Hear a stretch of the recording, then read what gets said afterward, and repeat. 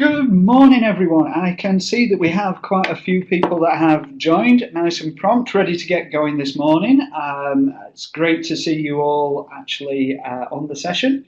I'm just going to start by popping some details into the chat panel for people to make sure that they get connected to the audio okay, just in case anyone is having any problems, because obviously they won't be able to hear me tell them what the instructions are. If people are on and are hearing us okay already, then if you could just start off by giving us an update on whereabouts in the country you are and the name of your organisation, that would be fantastic. Thank you very much for being here and for getting started with us.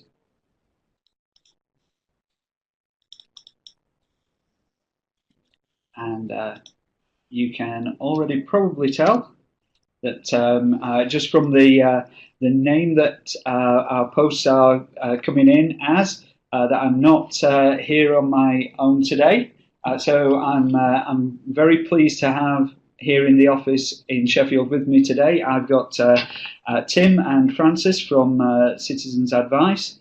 So if you'd like to just say hello, guys. Hi, I'm Tim Arnold. I'm from Citizens Advice Sheffield. Hi, I'm Frances Potter. I am as well. Excellent. So today's session we're going to be talking about supporting people with universal credit. We'll be asking you guys for your experiences, but we'll also be sharing some of the experiences that Tim and Francis have here in Sheffield as well. I do see that I've got a raised hand from Bakili. Bakili, we do have a lot of people on the session today, so we won't have microphones turned on all of the time, but if you do have a question, I have just temporarily turned on your microphone just so that you can ask away. I think for the majority of the time we'll stick to actually popping questions into the chat panel, so if anyone does have any burning questions or anything that they definitely want to make sure they get covered today, just type it away into that chat panel. I can already see we've got quite a range of people joining today, people from up and down the country, a few from around here in Sheffield, but down in Surrey, over in Bradford, Telford and Wrecking, Manchester, Leicester, London, Denbighshire, Reel. Yeah, we've got a really good spread of where people are joining us from today.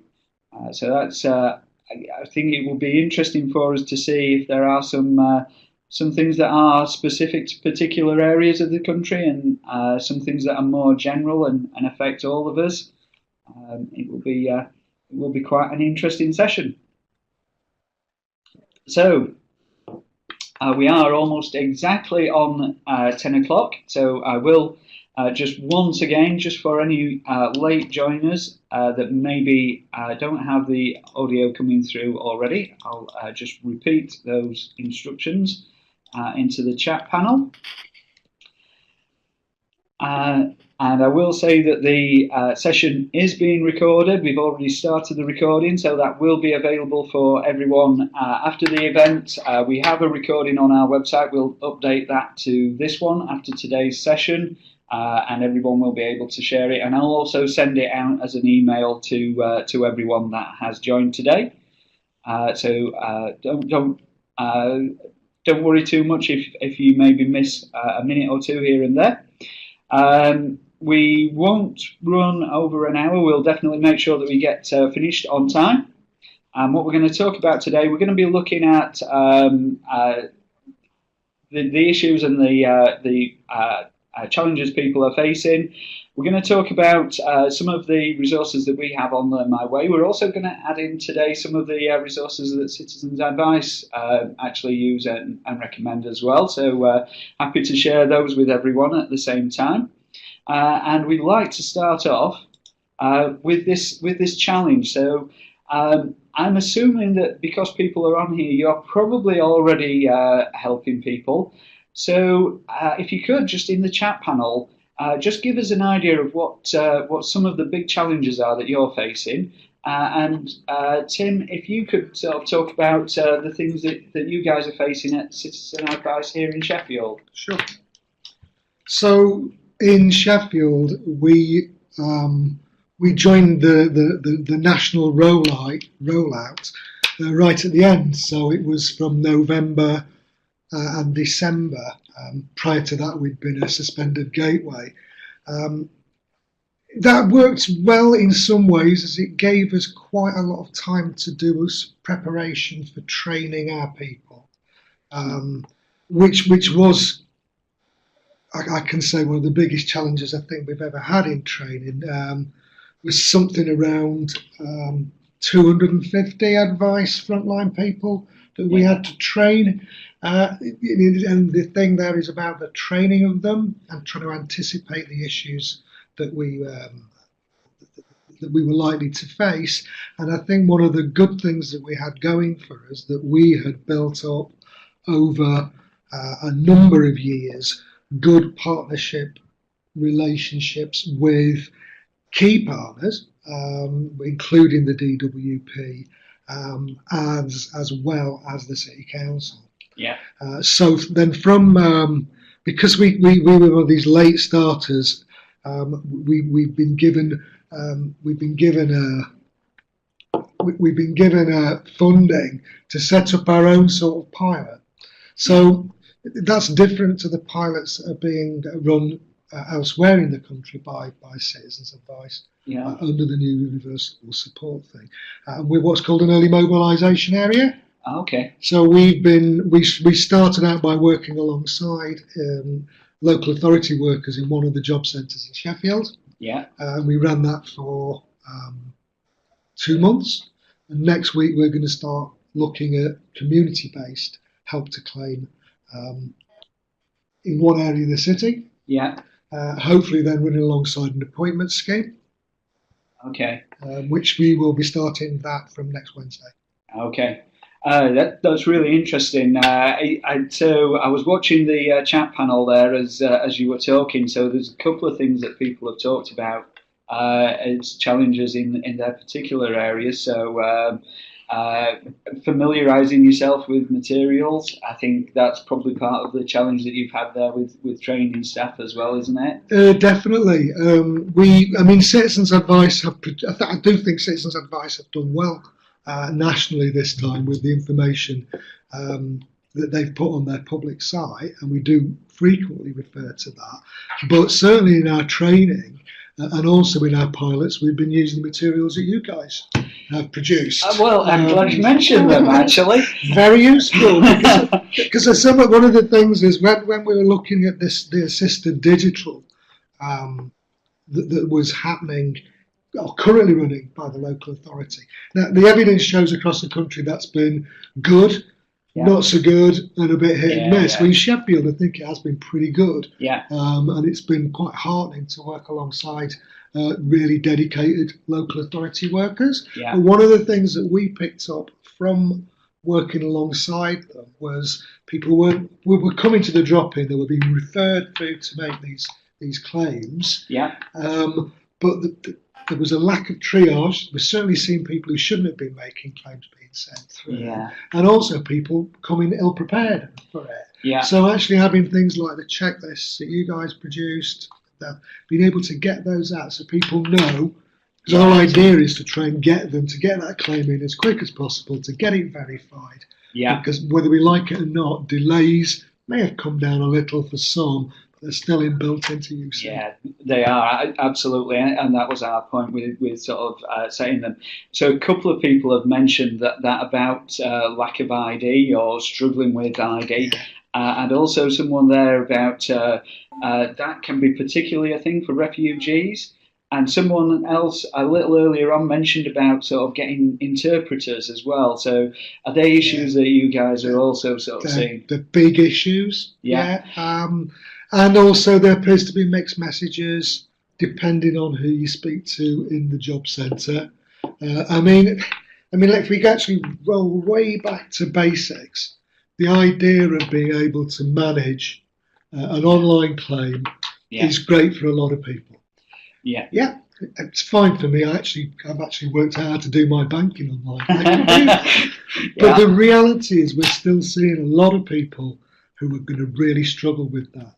We're going to see Yes. people who struggle to have ID, and someone over there has mentioned refugees, for example. Yeah. Actually having access to bank accounts, things like that. So one of the things we're really concerned about is that people aren't pushed down a digital route, Yeah. who are not going to be capable of making a claim and managing the claim. And that's the key, isn't it? The managing afterwards as well. It's a really scary thing, because from the conversations we're having, there doesn't yet appear to be mechanisms to dip in and out, if you know what I mean. So, hey, I've made the online claim. I've struggled to do it. I can't manage this. How do I then dip out of that? Once you're in, it seems to be almost like, it's the extension of this lobster pot. It's not just that you're in a universal credit lobster pot, you're in a digital lobster pot. Yeah, and that's definitely something that we're hearing about from other parts of the country as well. So we have a couple of links that we want to share here as well, I think. A couple of things that we've come across that can help people. I'm trying to remember which ones are the right ones. I think the first one is a citizens' advice one, so I'm just going to pop that into the chat panel. And that's about gathering the information that you need ready to apply. So hopefully alongside the checklists on Learn My Way, I'm hoping everyone on this session is familiar with Learn My Way and has actually seen the materials that are on there. So I should probably have asked that question at the start. So can we just get a yes or no from people if they are aware of the Learn My Way materials to go alongside this? Excellent. Okay. That's good, because I did think I was going to have to very quickly run away and grab the link for our materials to go alongside. And then the second link that we've got here again is another citizens' advice link, and that's a PDF. So that's like a document that you can print off people that also talks about how they apply for universal credit. So hopefully between the materials on Learn My Way and these sort of links that we're sharing here today, you can actually start to get a feel for what people need to have up front, and that's sort of a good sort of first step. I think you mentioned the word triage as you were talking, Tim. I think that is probably the first thing that we need to do here, is make sure that we're sort of checking people have the right materials, the right information before we start them down this route. Yeah, definitely, and it isn't just that. Just from my own experience of running triages in our local job centre, what worried me there was the number of people who actually were being referred in to make new claims for universal credit who didn't need to do it. Yeah. They were they had the option of staying on legacy benefits, and actually in some of those circumstances were better off staying on legacy benefits. And it's not just better off because they're financially better off. Sometimes if they're better able to manage the claims that they have existing, better to stick with what they can. And there's also an issue of frequency of payment. But something I'm picking up on, just looking at the chat box, there's as it Pat Turns had talked about people being forced to make digital claims. This, I'm going back to it, this is really worrying. The option exists for people, and I've had this told to me repeatedly by DWP senior people. The option exists to make the telephone claim a non-digital claim. The difficulty that we appear to be coming across with that is, one, getting through on the helpline. So people are waiting too long to get through to speak to somebody, and then there appears to be an institutional resistance to allowing people to proceed with those claims. Yeah. And what we're saying to people, we're saying to our advisors, to the people we're working with, is you've got to insist on it, and you've got to complain about it, because the implications of the too many people being pushed onto a route they can't maintain. And again, and this is being picked up by people in the chat room. Everybody's agreeing with this. Don't have the answers here because it's still new to us. But I think the starting point is got to insist and complain. And there are routes through the policy routes.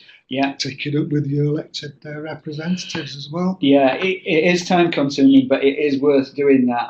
And I know I've come across, so I live over in Doncaster, and I know some of the community organisations over there have actually have said the same thing, and they have had some successes by going along and making representations to their elected representatives. So that is a good point. So just coming back on the triage thing. So it was useful experience seeing and talking to people who were being pushed towards UC, and then being able to say to them, well, actually, you don't need to do that. You just need to tell them, housing benefit or tax credits about your change of circumstances. And they'll adjust your claim. But it's how do people find that information? And we picked up that. Entitled to the online benefits calculator. We have a link to them as well. Let me just grab that one and share that. It does give you those options, and it will say to you, look, this is what you'll get on universal credit, but you don't have to do it. This is what you'll get on legacy benefits. And it also goes, because there's all the other implications, the assumption that people are quite happy to live on one monthly payment. You get, we're still with legacy benefits for all their faults. I'm not here to say that legacy benefit system's wonderful, but you were looking at a much frequent payment. And of course, there's a campaigning issue there. So Thomas has a point here that they've had times where they support people to call through to request a non-digital route. And the people are getting told that if they have someone that can help them with their claim, that person should, and they're sort of getting pressure to sort of support them. But it is making that point of it's not just the claim, it's maintaining it. So if you support someone to make a claim digitally, then the expectation becomes that they continue digitally.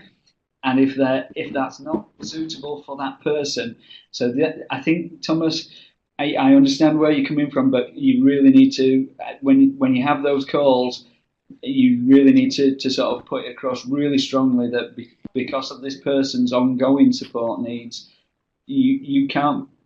It's not sustainable for you to continue supporting every time that they need to sort of maintain it. If you do have to ask for a supervisor and you do have to register it as a complaint, it's the only way we're going to get our voice heard is if we all make sure that we do these things. There is a link to DWP complaints on gov.uk. We haven't brought that, but I've been told by senior DWP people that is monitored all the time. So if we are all saying across the country, people who just cannot cope with digital are being forced to, and they won't be able to maintain their claims, but we can't get that through, then we must complain, otherwise we won't get anything changed on that. Absolutely. We've got a few screenshots here of some of the Learn My Way resources. Obviously, we're sharing links to other things there as well. You've just got a screenshot there of where we've got some of the useful contacts. Hopefully they will be handy for you. We've got a briefing that you can use to deliver some staff training as well, alongside a couple of learning exercises. So they're just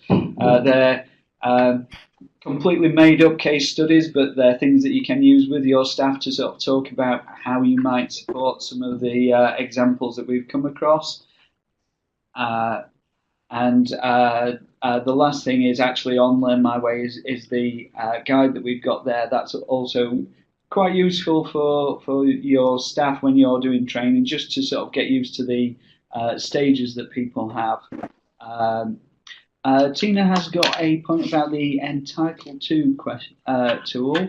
It does require a lot of information. That is to make sure that it is completely accurate, Tina. So it's not ideal, but it is something that it's also it's pretty much the same information that they'll need if they do go on to need to make a claim. So it's useful to get it together for the entitled to tool as well. And Winnie has a question. Could I ask Winnie? She's saying that she's got a handout that covers that. I'd love to know where that handout is, because I am asking Citizens Advice to put something like that on their public site. So, yeah, Winnie, if you can tell me where that is, you'd be doing me a massive favour. Yeah, so Winnie, if you've got a link or if it's a document that you're willing to share, if you want to email it to me at the end of the session, my email address will be on the last slide as well. That would be absolutely fantastic. I'd love to add something like that to our guides on my way as well. So that would be a wonderful resource. I'm conscious that we are sort of going on. We've had 20 minutes. That's great stuff. Thank you, Winnie, for that. So these are some more resources. So what was the next question? I'm sure I had a slide with more questions on. That's terrible.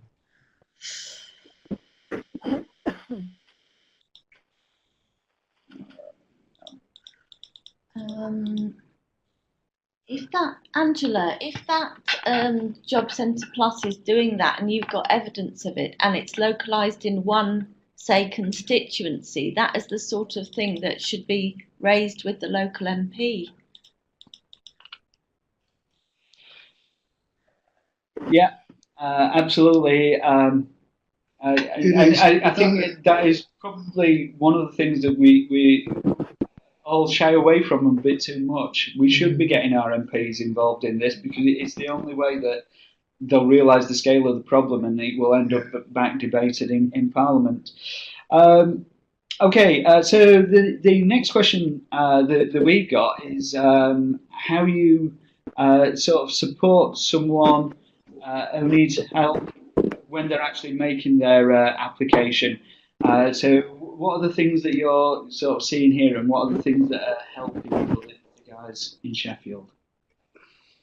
Well, you're seeing people who have a mixed bag of skills and experience. So just picking up in the pilots, you would. I think what you get is a surprising level of, if you like, digital skills. Yeah. From older people with just needing a few pointers in the right direction, to younger people with practically no digital skills.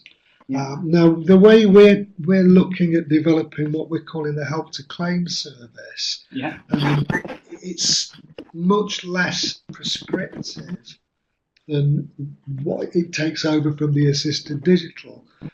We don't particularly have a problem with helping people, if need be, to navigate around the screen in order to access the digital platform. Yeah. But we are seeing big differences in skills. Yeah. And certainly on some joint claims that we've been involved in, we've been taking 2 hours or more helping people to lodge their claims. Yeah. And you know, and this isn't, and you might be saying, well, should those people be doing it?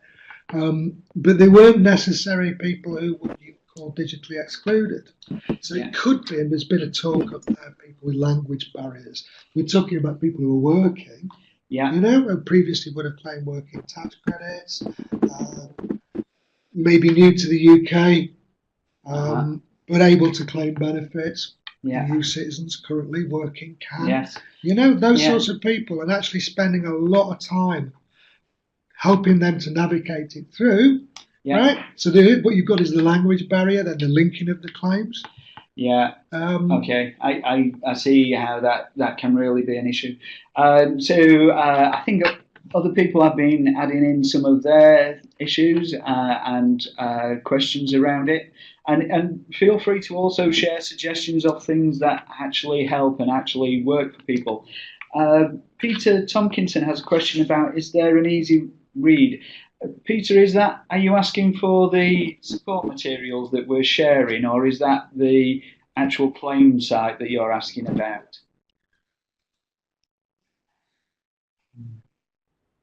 Both. Okay. Yeah.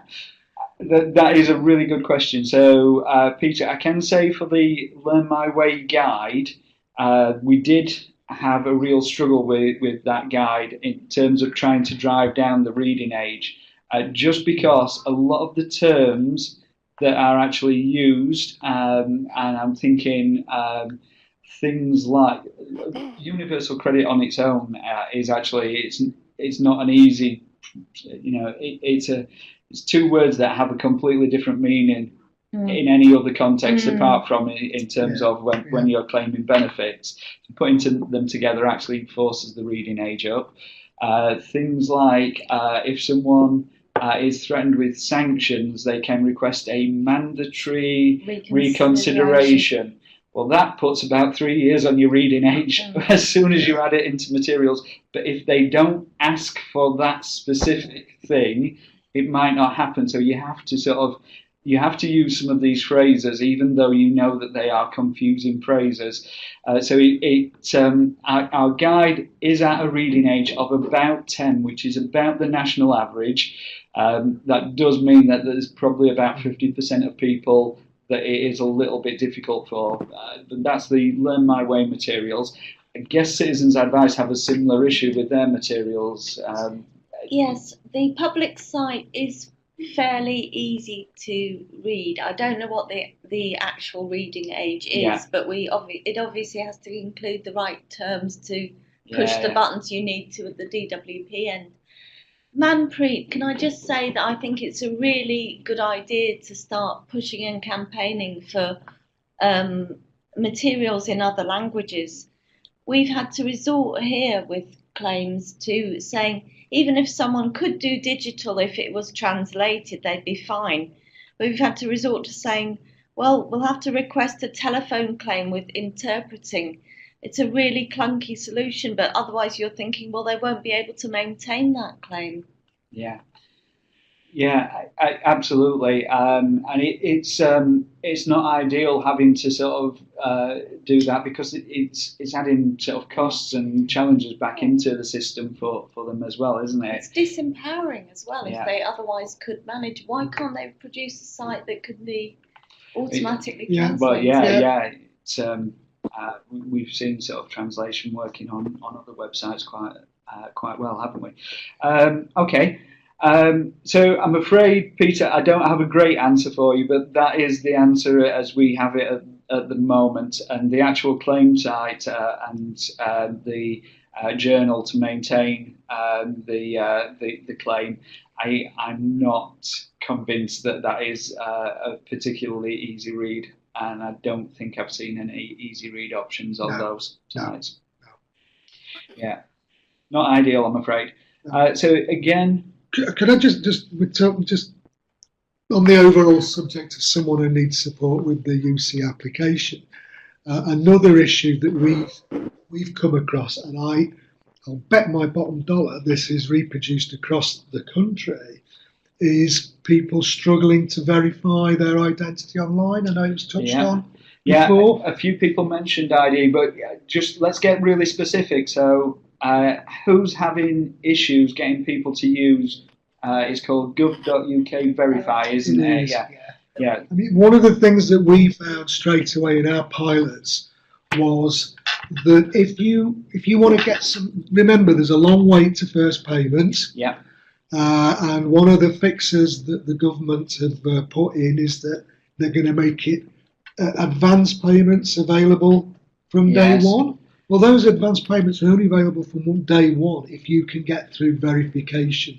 We were finding of the people coming to help with us, only a very few people were able to get through that. Yeah. And it's misleading amongst itself. Some of the routes and time consuming. Some of the routes there were saying, look, get your bank details in here, but it's not telling you that, for example, major banks like Nationwide and HSBC, I think, weren't even recognised by it. So, and then, so to get through to your verification, you've then got to make a phone call.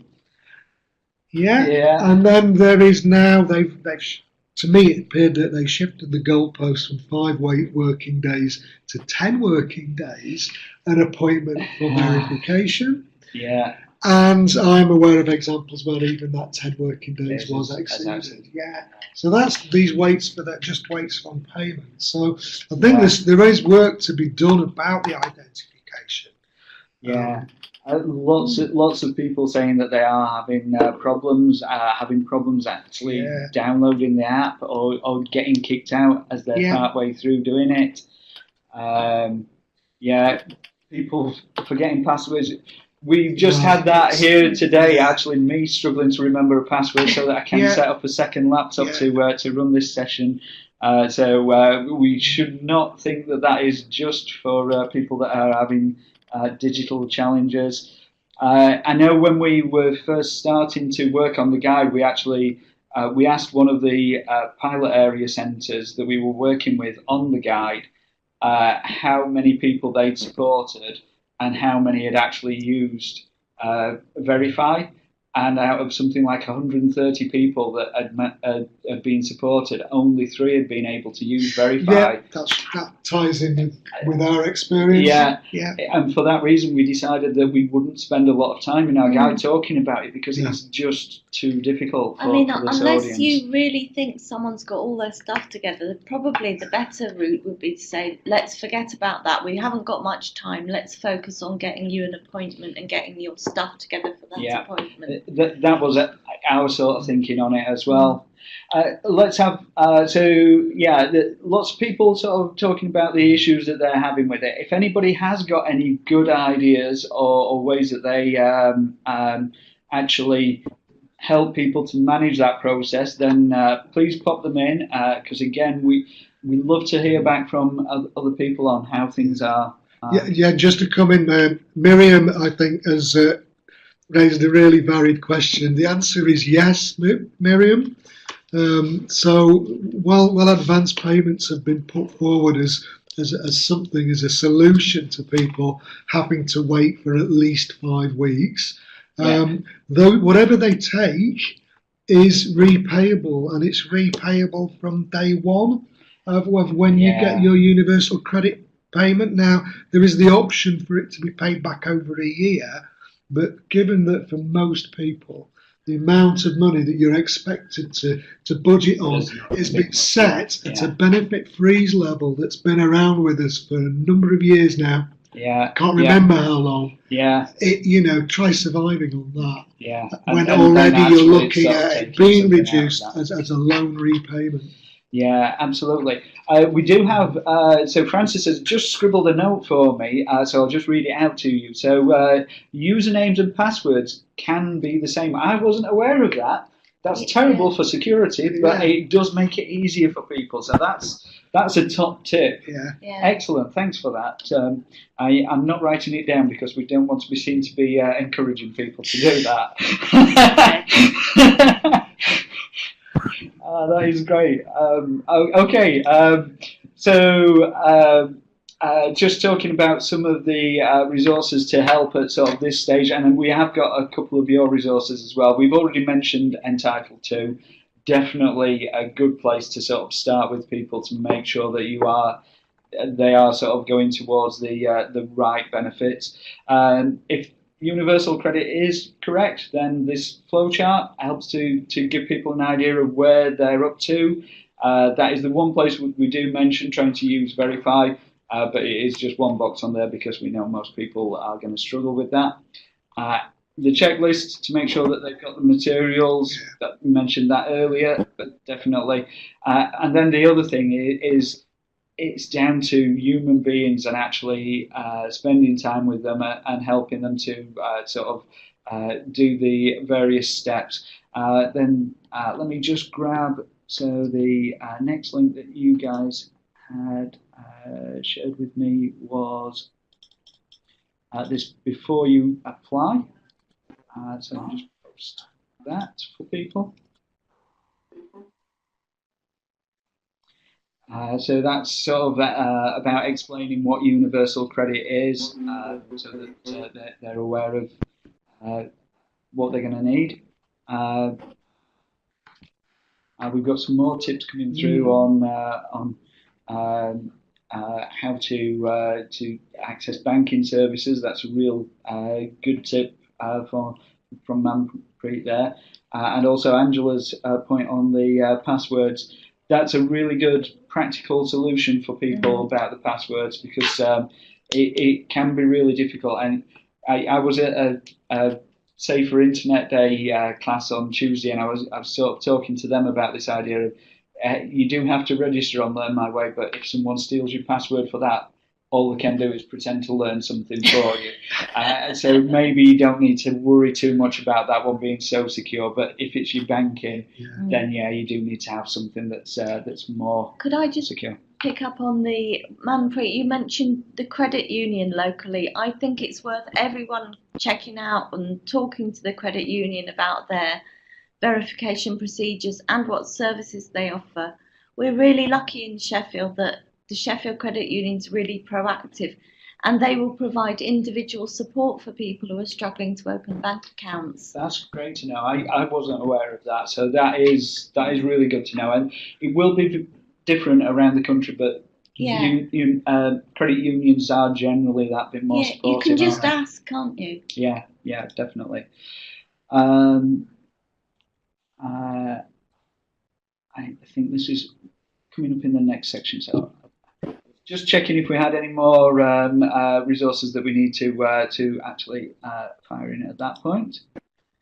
But actually, I think we want to move on to this section. So let's talk about, so when someone's actually, we've got to that point, we talk to them, we realise that this is someone that needs to claim universal credit. Their circumstances are sort of conducive to universal credit. We've got them through the application process. We've clicked submit. Is that it? No. No, it doesn't. That was a leading question, I know, sorry. Surprise. No, for most people, there are further things that are going to happen. So, and that will be a discussion. For some, there may be obviously the ID verification interview. Yeah. For most of those who've not managed to go through that process, but then there is the conversation they're going to have with their work coach. Yeah. So one of the main features, the unique feature about universal credit is it extends what the concept of conditionality to more groups of claimants than previously had it. Okay. So that could include, claimants previously who would be working. So, somebody who was working 16 hours a week, eligible to get tax credits and housing benefits, wouldn't have to then have a chat with a work coach to see what other steps they should be taking to either increase their hours or their income. So there is this interview with a work coach. For most people, it's done face to face, but it can be done over the phone, I'm led to believe. And a decision then is made on what your level of conditionality will be. Okay. For a lot of people, it will be you have no conditionality. Certainly we would hope that for the most severely disabled, for the people who before, say, would be in the employment and support loan support group, it would be recognised your conditionality is nil. The unique feature is you have to accept the conditionality even if it's nil.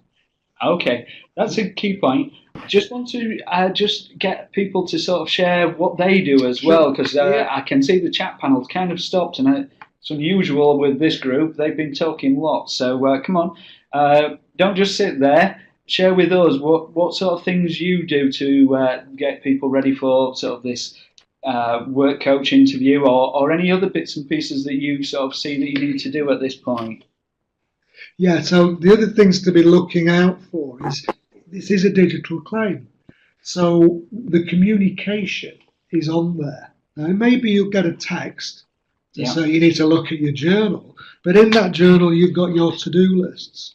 It is Yeah. really important that certainly until it's agreed that you won't need to be looking at your to do lists, you need to be looking at your to do lists. Yeah. Because Okay. one of the Makes problems sense. we've been seeing is that people have not understood that obligation to keep going in and looking at their accounts and then finding they've turned up for interviews and find the account's closed. Ouch. Ouch. That is a big ouch, yeah. Yeah, because then there's a whole process you've got to go through to Yeah, get a claim yeah, restarted, isn't yeah, there? yeah. Okay. Yeah. So, I mean, I know really emphasise that until you've got that decision agreed on your level of conditionality, that you know you do need to keep checking that account. Yeah. Okay. Emily's just thank you for that, Emily. It's always good to hear that the resources that we've put out there have been useful for people. So thank you for that. And Dean's made this point. Okay, there's these extra steps that need to be followed before the interview. So that could be in things like your to-do list. You may have the in your to-do list. It'll say steps you need to take before your interview, something like that. It's been a while since I looked at it, and that could include asking you to give details of what sort of work you're looking for. Okay. So on the Citizens Advice public site, I think we've shared the link with you. There is like a checklist for people to go through, but it's also asking them questions about their life, like their childcare commitments, things that they need to think about realistically before they make promises that are just too impractical for them to keep on their work commitment. So that's for preparing people before their interview. Okay, I've just put that link.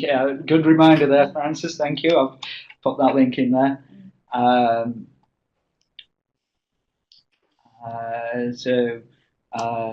So Winnie's talking about they assist with people doing their to-do list and ensuring that any issues on their journal are sort of ticked off. Organisations can make journal entries on clients' behalf. Oh, that is a new one for me. It's I think organisations will have their own policies on that. On that. Okay, yeah, that's good to hear. Okay, and Andrew's talking about getting people set up on Find a Job because, again, that's something that will save them a bit of time and a bit of pain later on, won't it? So that's a good thing to do as well, Andrew. Yeah, thank you for that one.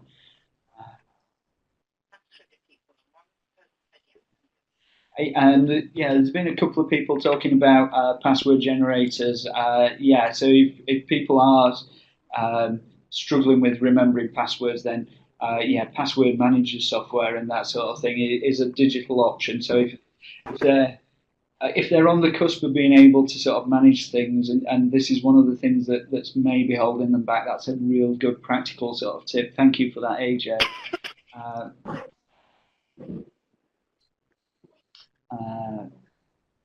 Mandatory reconsiderations through the journal. Yeah, hopefully we help people to avoid getting to the point of mandatory reconsiderations, but they do happen. Again, setting up the Find a Job account and showing them how to use that. It sounds like really sort of simple stuff, but it's really important and practical. That encouragement to regularly check the journal. Yeah, until you've been told you don't have to, you've got to really do that. Yeah. That's a very good one from Pauline about council tax support needing to be claimed separately. Yes. Yeah. Okay. That's Pauline, absolutely spot on because there's so many benefits rolled into universal credit, but there are still some that are outside, and making sure that people claim all of those that they're entitled to. Yeah. Entitled to, again, is good for that because it does tell you about the other benefits as well. Yeah. There is the prompt when you're making the application for universal credit. To say, I can't remember the question, but there is the prompt about council tax. Yeah. Support. And it asks, have you claimed it, I think, or are you thinking of claiming X? There's a prompt in there. And so you'd think, well, that's good.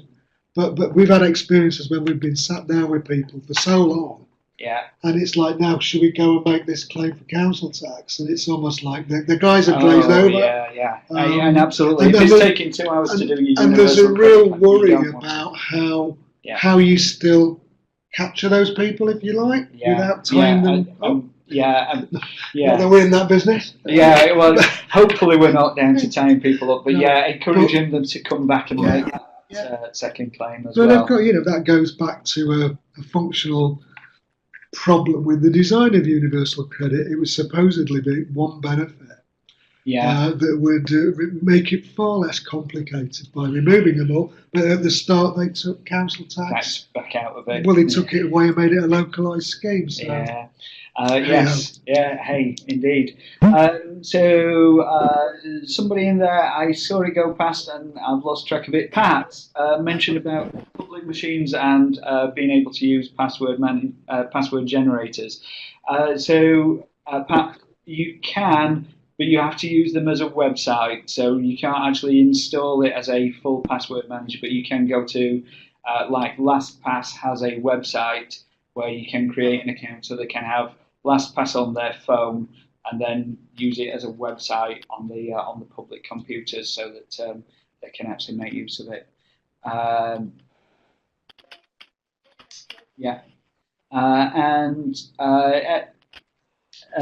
Aliri, I think that's how you.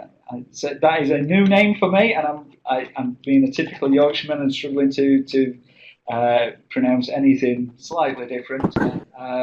Makes a really good point. Yeah, if you are willing to actually make entries for people, if they're coming to your centre for a class over a number of weeks, it's probably something that might be worth doing. Get them to give the permission as well. That's interesting what Thomas has just written, and I can see that happening. I didn't know that was the outcome of that question. So this is information that the DWP will send to the local authority about your UC claim.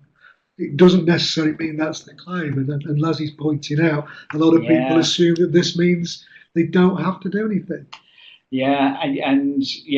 That's a real key thing for anybody that's supporting people is to know that that's not the case, so that they can encourage people to sort of take that extra step. Yeah, so again, just to reiterate that and sort of mention it again, and that is often the first time that people realise that there is a problem. There is when there isn't a payment. So again, we've mentioned when people have sort of made the once they've completed the application, sent it in, go back to the flowchart, make sure that they've got that appointment booked in and that they're talking. If they desperately need an advance payment, not something that I'd always recommend because of the issues with paying it back. Get that conversation up front and done early, and then the guide that we have, topic 3. I should have mentioned this earlier. Our guide has 5 different topics that are geared towards the different points in people's journey. So before you start making your claim, when you're making the claim, immediately after you've made the claim, and then sort of as you're sort of managing the claim and ongoing and then moving into work and moving off of benefits.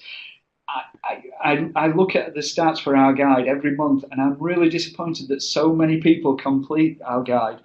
It's not something to sit through the whole of it. Just do the bit that is interesting right now, just the bit that we need.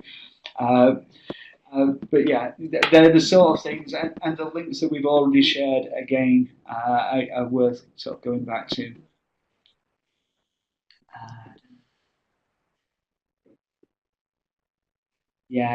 That regular follow-up is sort of a key thing. Trying to sort of get them to the point where they can self-serve. Definitely. Exactly. Yeah.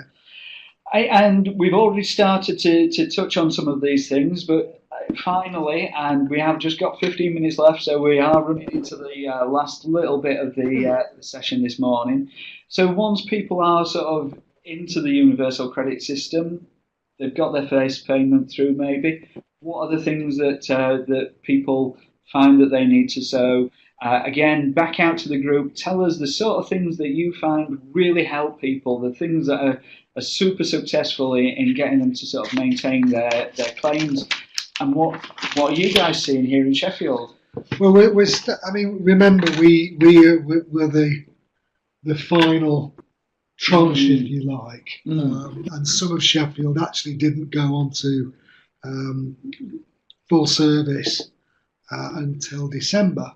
Yeah. So we're actually less than 2 months in. Yeah. So you only we are still seeing people who've not had the first payment within that. Yeah.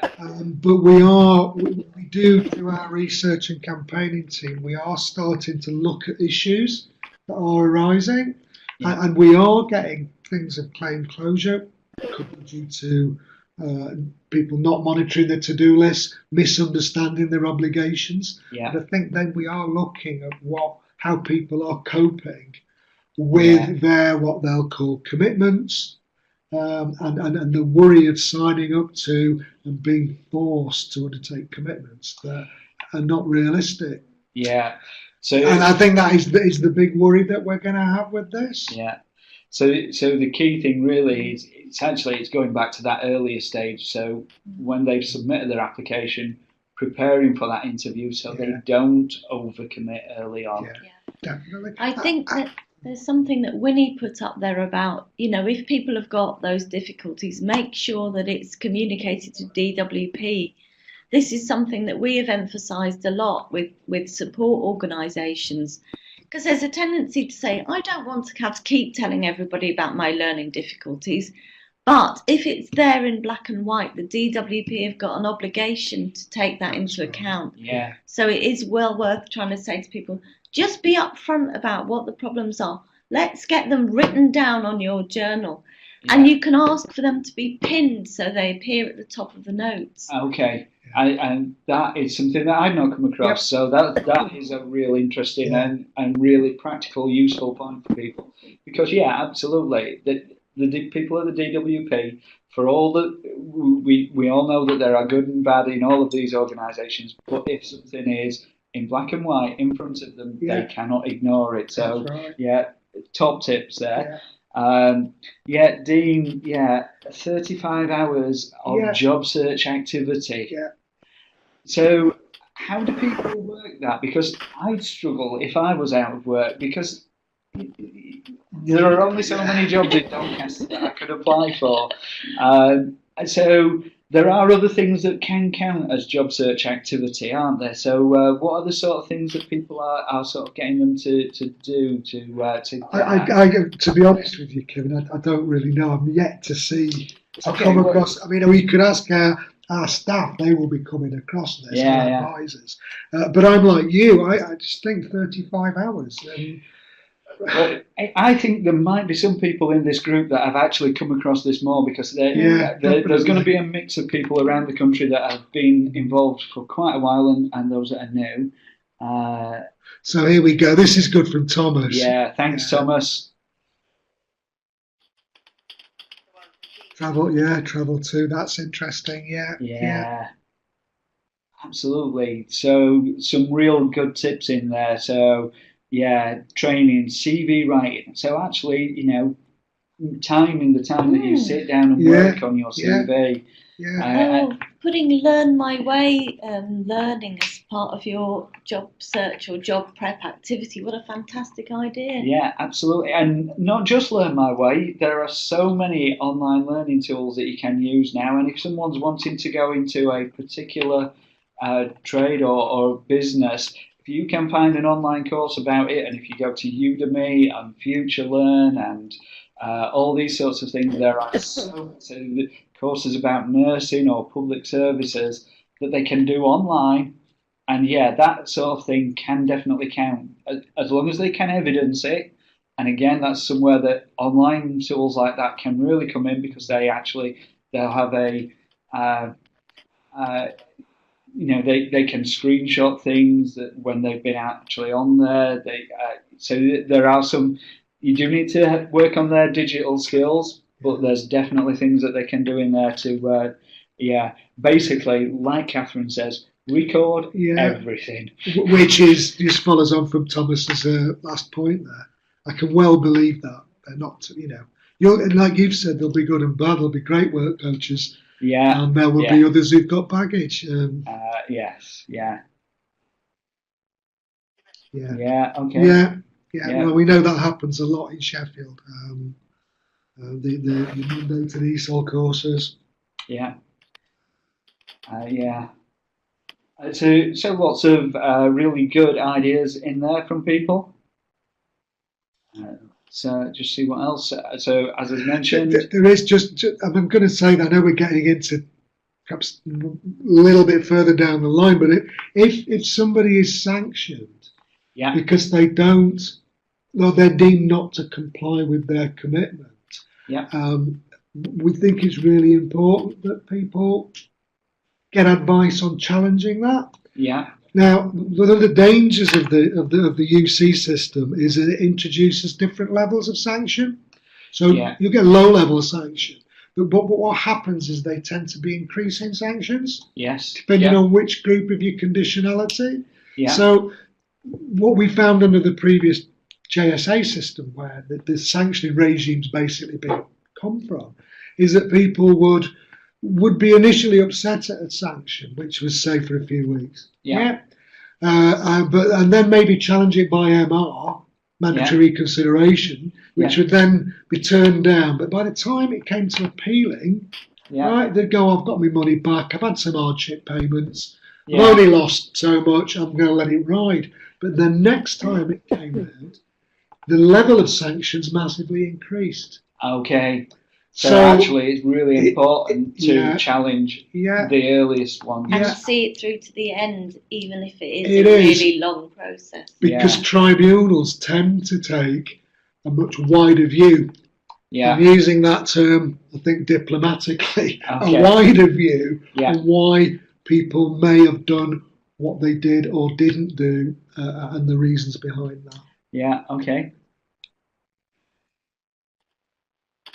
So there's a little bit of conversation going off there between a couple of people about the amount of hours people can do voluntary. So Dean said some of their volunteers have been told that they can only do a few hours to avoid affecting benefits.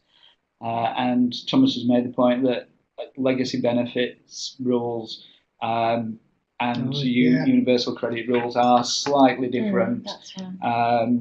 But again, that point of making sure your work coach agrees it and documents it is kind of a real key thing. So a good reminder there on that point, Thomas and Hilary.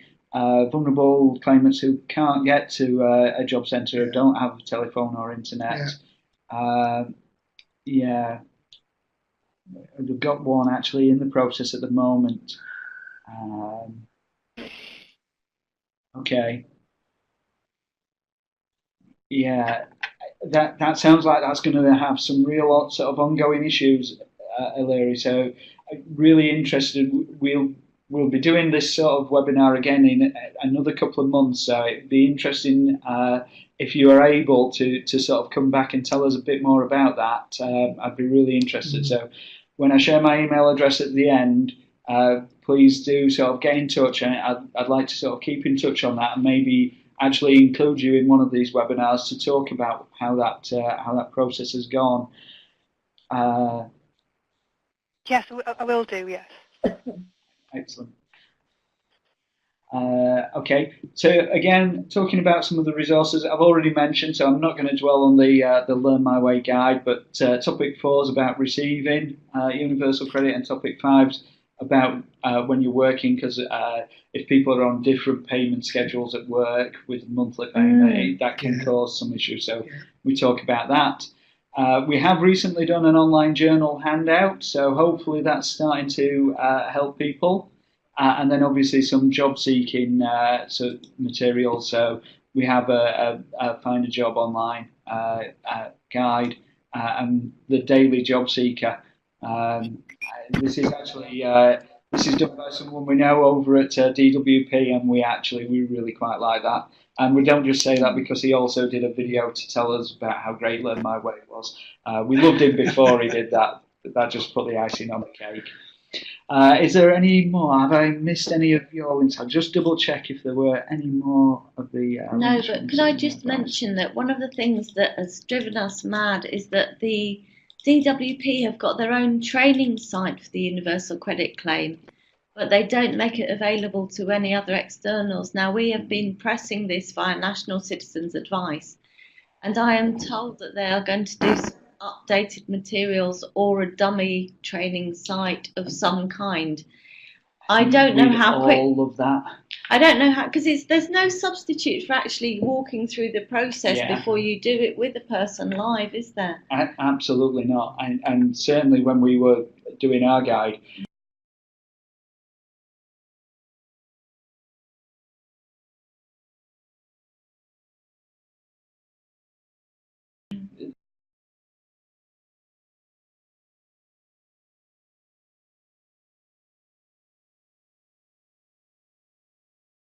we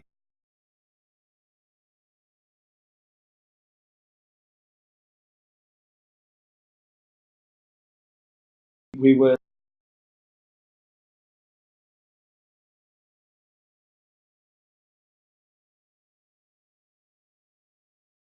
sort of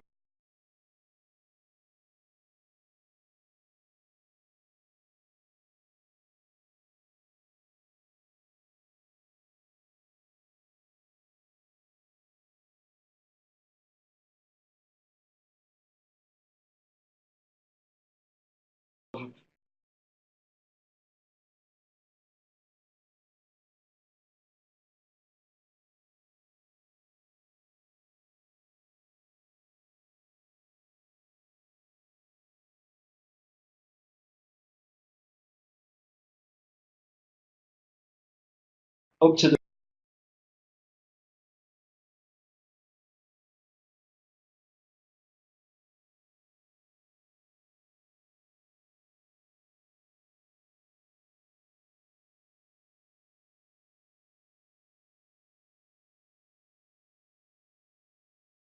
point of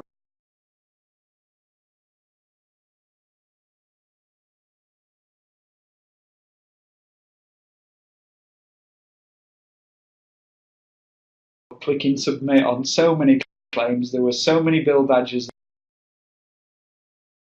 that were about to claim universal credit.